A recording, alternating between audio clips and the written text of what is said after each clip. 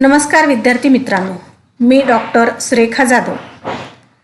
SYBAसाठी विद्यापीठाने या वर्षीपासून म्हणजेच 2020-21मध्ये एक अनिवार्य असा अभ्यासक्रम सुरू केलेला आहे. हा अभ्यासक्रम विद्यार्थ्याने म्हणजे SYBAच्या प्रत्येक विद्यार्थ्याने अभ्यासायचा आहे. हा अभ्यासक्रम 3 भाषांमध्ये आपण अभ्यासू शकतो. आपल्याला इथे निवडण्याची संधी आहे. आपण कोणत्याही एका भाषेतून तो अभ्यासू शकतो. या 3 भाषा आहेत: मराठी, हिंदी किंवा उर्दू.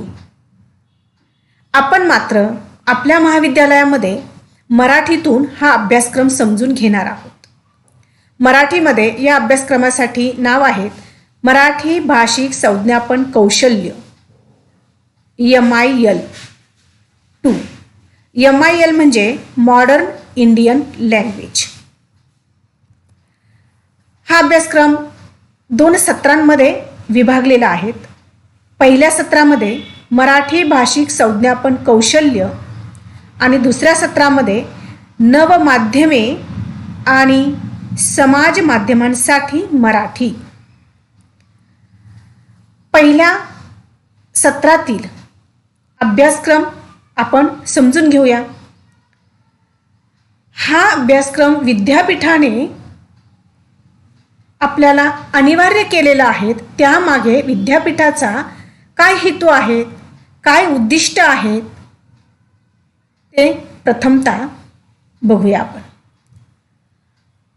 विद्यार्थ्यांमध्ये प्रगत भाषिक कौशल्याची क्षमता विकसित करणे, तसेच प्रसारमाध्यमातील संज्ञापनातील स्वरूप आणि स्थान हे विद्यार्थ्यांना स्पष्ट होणे अपेक्षित आहे.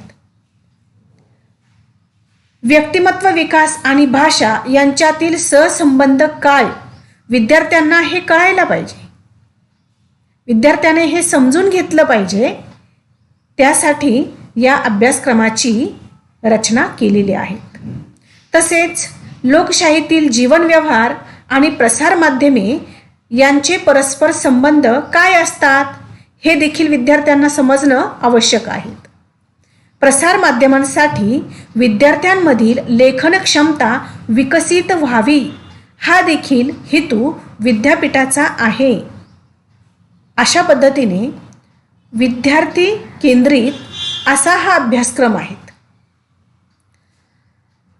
आता यामध्ये आपण 2 घटक अभ्यासणार आहोत प्रथम सत्रासाठी. पहिल्या घटकामध्ये 2 मुद्दे इथे दिलेले आहेत. पहिला आहेत भाषा आणि व्यक्तिमत्व विकास सहसंबंध. दुसरा मुद्दा आहेत लोकशाहीतील जीवन व्यवहार आणि प्रसारमाध्यमे. हे दोन्हीही मुद्दे पहिला घटक 1 श्रेयांकासाठी आहेत, म्हणजे आपल्याला 1 क्रेडिटसाठी तो दिलेला आहे. आणि दुसरा जो घटक आहे तो प्रसारमाध्यमांसाठी लेखन. यामध्ये 3 मुद्दे इथे आपल्याला अभ्यासायचे आहेत. पहिला मुद्दा आहे वृत्तपत्रासाठी बातमी लेखन आणि मुद्रित शोधन. दुसरा मुद्दा आहे नभोवाणीसाठी भाषणाची संहिता लेखन.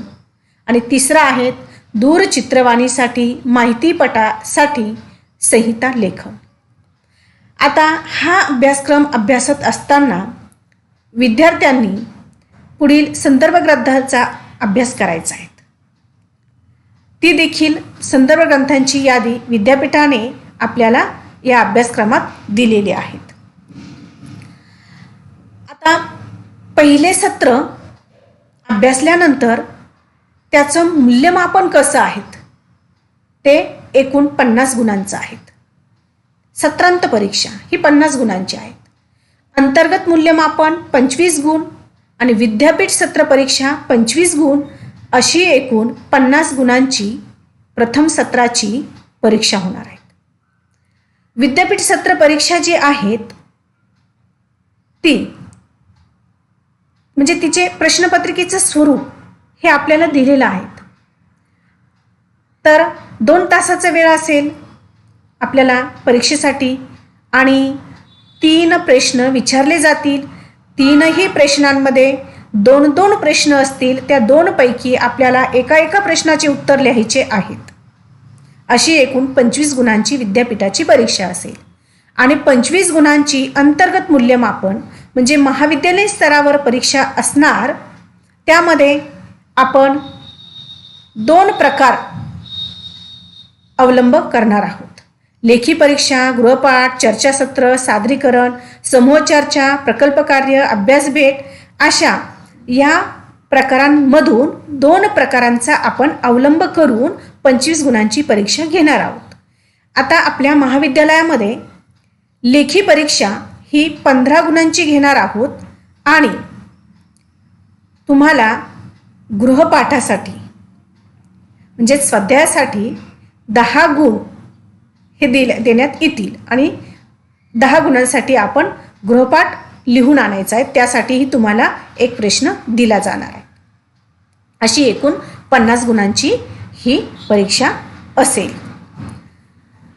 आज आपण या अभ्यासक्रमातील जो दुसरा घटक आहे प्रसारमाध्यमांसाठी लेखन, त्यातील दुसरा जो मुद्दा आहे नभोवाणीसाठी भाषणाची संहिता लेखन हा अभ्यासणार आहोत.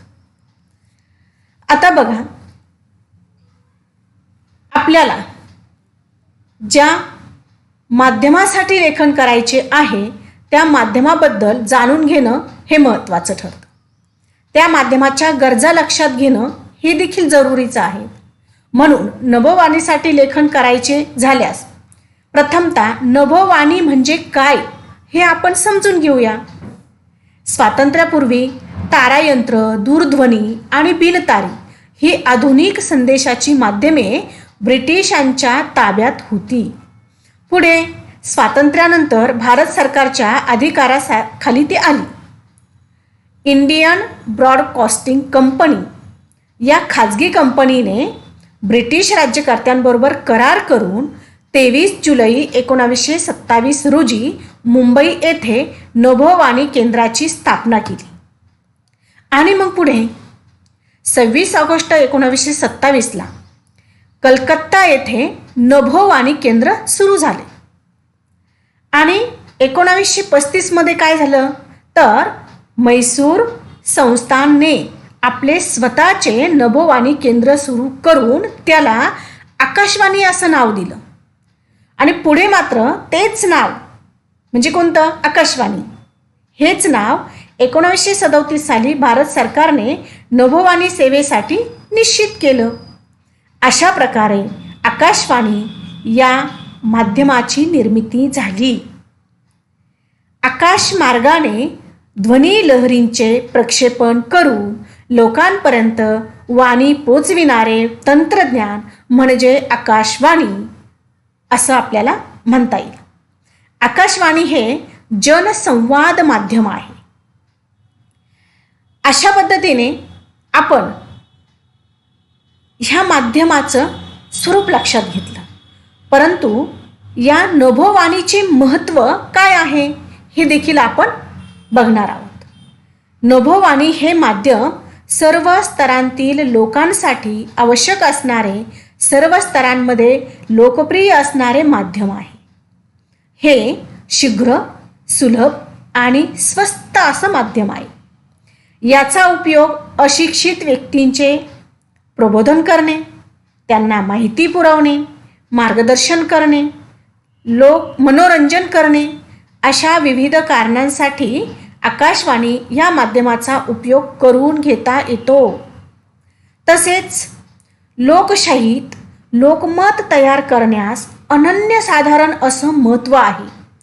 समाज प्रबोधनासाठी जनतेच्या प्रबोधनाची अत्यंत आवश्यकता असते.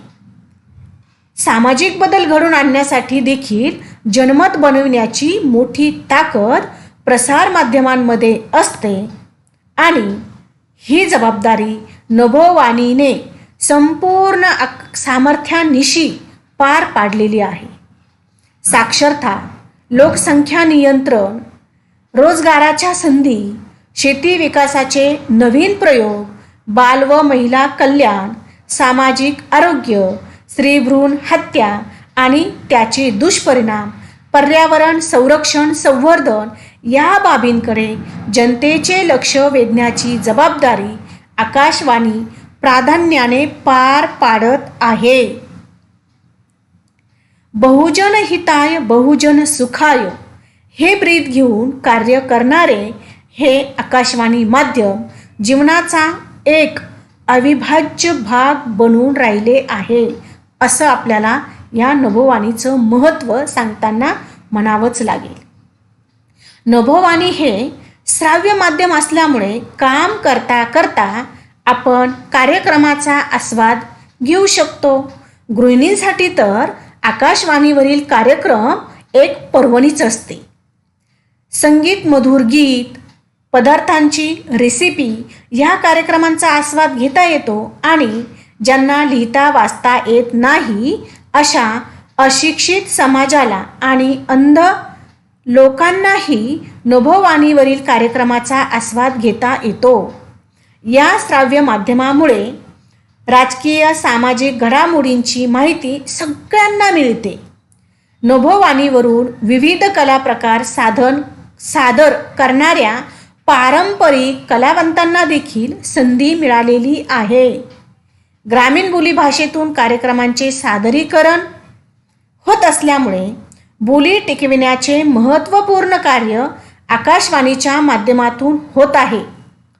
एकूणच नभोवाणी हे एक लोकप्रिय प्रसारमाध्यम असून जागतिकीकरणाच्या युगात आजही आपले महत्त्व टिकून आहेच आहे. आज आकाशवाणीवरील कार्यक्रमांमध्ये वैविध्य देखील आले आहेत. सर्व वयोगटातील लोकांना आवडतील अशा प्रकारे कार्यक्रमाचे सादरीकरण होते. युवा पिढीसाठी युववाणी, साहित्यिकांसाठी साहित्य सौरभ, त्यात क्रमशः वाचन असेल, साहित्यिक प्रश्न असतील, साहित्य संमेलन यावर चर्चा असेल, साहित्यिकांच्या मुलाखती ह्या अशा प्रसारित होत असतात. अशा पद्धतीने नभोवाणीचं महत्त्व हे आपण पाहिलं. आता या नभोवाणीवरील भाषा ही कशी असते, कशी असावी, कशी असू नये हे देखील आपण समजून घेणार आहोत. नभोवाणीवरील भाषा म्हणजे नभोवाणीसाठी भाषणाची संहिता लेखन करताना भाषेला खूप महत्त्व आहे हे लक्षात घ्या. नभोवाणी हे माध्यम केवळ ऐकण्यासाठी निर्माण झालेले श्राव्य माध्यम म्हणून ओळखले जाते. हे माध्यम केवळ ध्वनीवर आधारलेले एक आयामी, बहुआयामी नाही, एक आयामी असे माध्यम आहे. कारण का? ते केवळ श्राव्य माध्यम आहेत आणि ध्वनीवर आधारलेले आहेत म्हणून त्याला एक आयामी असं म्हटलं.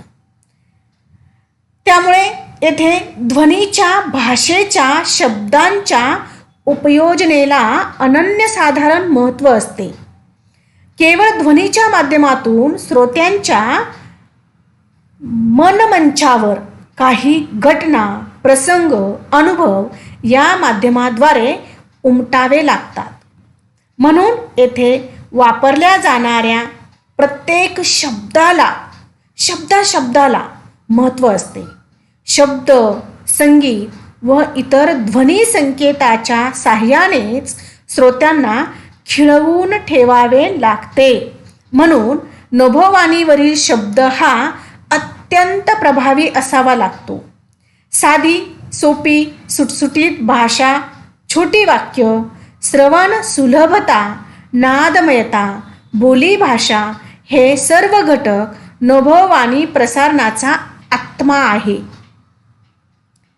असे जर म्हटले ना तर अजिबात वावगे ठरणार नाही.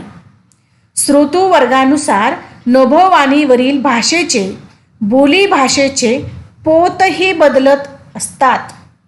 नभोवाणीवरून प्रसारित होणारे 1/3 कार्यक्रम हे बोली भाषेवर आधारलेले असतात. त्यामुळे या ठिकाणी विद्वत्ता प्रचूर, बोजड आणि त्याचे प्रदर्शन करणाऱ्या भाषेचा विनियोग करता येत नाही. म्हणजे अशी भाषा वापरता येत नाही. सर्वसामान्य माणसाला पचेल, रुचेल, अर्थबोध होईल अशा प्रवाही भाषेचे आयोजन नभोवाणीसाठी महत्त्वपूर्ण ठरते. आपल्या देशामध्ये मनोरंजनाची, संवादाची अनेक संवाद माध्यमे आहेत. त्यात नभोवाणी हे सर्वात प्रभावी माध्यम आहेत. हे माध्यम श्राव्य असल्याने नभोवाणीचे स्वरूप पाहता उद्घोषणा, बातम्या, जाहिरात, प्रभावी रूपक, श्रुतिका, नभोनाट्य, मुलाखत आणि भाषण इत्यादी विविध विषयांसाठी संहिता लेखन केले जाते. त्याची भाषाशैली जेवढी महत्त्वाची तेवढी त्याची रचना म्हणजेच कागदावरील प्रत्यक्ष लेखन हे देखील महत्त्वाचे आहेत. आपण त्याला स्क्रिप्ट म्हणतो इंग्लिशमध्ये. ते देखील महत्त्वाचं आहे. कारण लेखक व निवेदक दोन भिन्न व्यक्ती असल्याने त्यामध्ये गोंधळ होऊ शकतो. त्याचप्रमाणे नभोवाणीवरील शब्द श्रोत्यांच्या एकदाच व काही सेकंदात कानावर पडतात आणि त्याची पुनरावृत्ती होत नसल्याने नभोवाणीवरील संहिता तयार करताना अनेक गोष्टींचा विचार करावा लागतो. आपण नभोवाणीवरील जे भाषण आहेत त्या भाषणाचा संहितेचा इथे विचार करणार आहोत. तर नभोवाणीवरील भाषण संहिता ही कशी असावी, म्हणजेच नभोवाणीवरील भाषण कसं असावं ते बघा. आपण सभा संमेलने यांच्यामधून वेळोवेळी अनेक वक्त्यांची भाषणे ऐकतो. पण नभोवाणीवरून केल्या जाणाऱ्या भाषणाचं स्वरूप सभा संमेलनातील भाषण यापेक्षा वेगळे असते. नभोवाणीवरील भाषणांच्या वेळी समोर श्रोते नसतात, परंतु हा श्रोतृवृंद समोर बसलेला आहे असे गृहीत धरून भाषण करावे लागते. नभोवाणीवरील भाषण उत्स्फूर्त सुचलेल्या क्रमाने दिलेले नसते, तर ते पूर्णपणे पूर्वनियोजित असते. ते विषयानुसार लिहून काढावे लागते. हे भाषण लिहिताना ते पुस्तक पद्धतीने न लिहिता प्रकट भाषणाची म्हणजे संवादाची सर्व वैशिष्ट्ये लक्षात ठेवून लिहावे लागते. आपण श्रोत्यांशी बोलत आहोत याची सदैव जाणीव हे भाषण लिहिताना ठेवावी लागते. भाषणाचा प्रारंभ, मध्य, शेवट अशी सुसंबद्ध मांडणी असावी लागते. वेगवेगळ्या प्रसंगाच्या निमित्ताने महत्त्वपूर्ण अशा विषयांवर, प्रश्नांवर त्या क्षेत्रातील तज्ज्ञ व्यक्तींच्या भाषणातून श्रोत्यांना उपयुक्त माहिती, ज्ञान मिळणे. ही भाषणे सोप्या, आकर्षक स्वरूपात असणे अपेक्षित असते. नभोवाणीवरून एक व्यक्ती बोलते आणि लाखो श्रोते ते ऐकत असतात. या एकतर्फी संवादातून म्हणजे हा एकतर्फीच संवाद असतो. या एकतर्फी संवादातून श्रोता वक्त्याला पाहू शकत नाही आणि साहजिकच येथील वक्त्याची भाषा सभेतील वक्त्याच्या भाषेपेक्षा वेगळी असते. श्रोते वेगवेगळ्या कामात गुंतलेले असतात. त्यातूनच नभोवाणीवरील भाषण ऐकत असतात. अशा श्रोत्यांचे लक्ष वेधून घेणे आणि ते टिकविण्याचे आव्हान या वक्त्यापुढे असते. हे भाषण सर्वसाधारणपणे 10 ते 15 मिनिटाचे असावे. नभोवाणीवरील भाषण करणारा निवेदक आणि ते भाषण लिहून देणारा लेखक या दोन भिन्न व्यक्ती असतात, किंवा भाषण लिहिणारा आणि ते आकाशवाणीवर सादर करणारा निवेदक एकच व्यक्ती असू शकतो. भाषण लिखित स्वरूपातील असले तरी निवेदकाने ते निबंधाप्रमाणे वाचून चालत नाही, कारण या भूमिका तरी दोन आहेत. एका ठिकाणी एक लेखकाची भूमिका आणि दुसऱ्या ठिकाणी जो सादर करतो ती सादरकर्त्याची म्हणजे निवेदकाची भूमिका असते. व्यक्ती जरी एक असेल तरी. त्यामुळे ते निबंधाप्रमाणे वाचून चालत नाही. तर हे संभाषण वजा अनौपचारिक शैलीतील असे असावे लागते.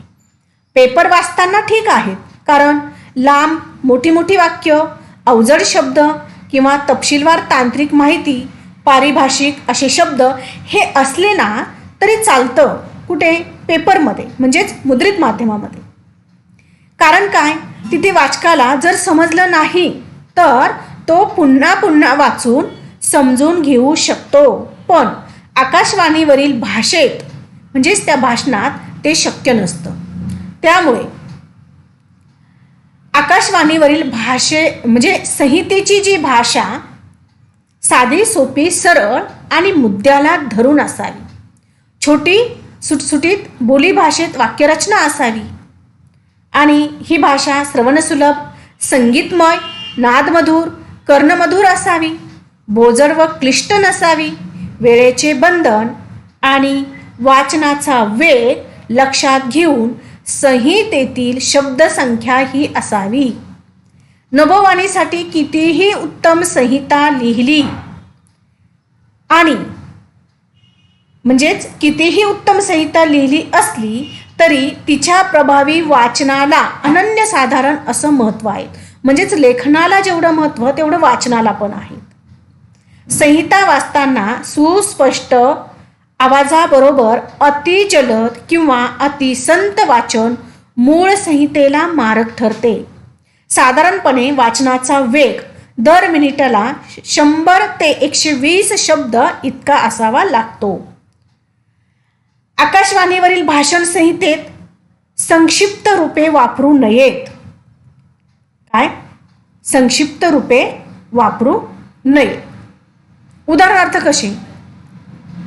माननीय हा शब्द म्हणताना नुसता मा इथे म्हणून चालत नाही. लेखनामध्ये तो चालतो, इथे चालत नाही. तसेच हल्ली मुक्काम असं स्पष्ट म्हणावं लागतं, पूर्ण शब्दात म्हणावं लागतं. ह मू असं म्हणून चालत नाही. अशा पद्धतीने तसेच द्विरुक्ती, अनावश्यक विशेषण हे देखील इथे टाळावेत. उदाहरणार्थ कसं? स्त्रियांचा महिला आश्रम. आता महिला आश्रम म्हटलं की तो स्त्रियांचाच असतो, त्याच्यामुळे इथे स्त्रियांचा हा शब्द टाकणं उचित नाही. आपल्याला फक्त इथे महिला आश्रम म्हणायचं आहे. अशा पद्धतीने. किंवा मुलींची कन्याशाळा हे पण द्विरुक्ती येतं, इथे हे टाळावं लागतं. तसेच व नी याऐवजी आपण आणि असा शब्द वापरायचा असतो. कधी कधी आपल्याला एक वाक्य बोलायचं आणि व ते दुसरं असं आपण म्हणत असतो, पण इथे व नी हे शब्द वापरायचे नाहीत, आणि असा शब्द वापरायचा असतो. आकाशवाणीवरील वक्त्याची आपली स्वतःची एक अशी भाषणाची शैली असते. भाषणाची शैली म्हणजे त्या वक्त्याचे व्यक्तिमत्व प्रतिबिंबित करणारा जणू आरसाच. विषय मुद्दा एक असला तरी वेगवेगळे वक्ते आपापल्या पिंडानुसार, मनोधर्मानुसार तो विषय वेगवेगळ्या प्रकारे मांडत असतो. काही वक्ते परखड व्यक्तिमत्वाचे, काही सौम्य व्यक्तिमत्वाचे, काहींची शैली मृदू असते, प्रसन्न असते, कोणालाही न दुखवणारी अशी असते. साने गुरुजी श्रोत्यांच्या हृदयाला हलक घालणारे आहेत.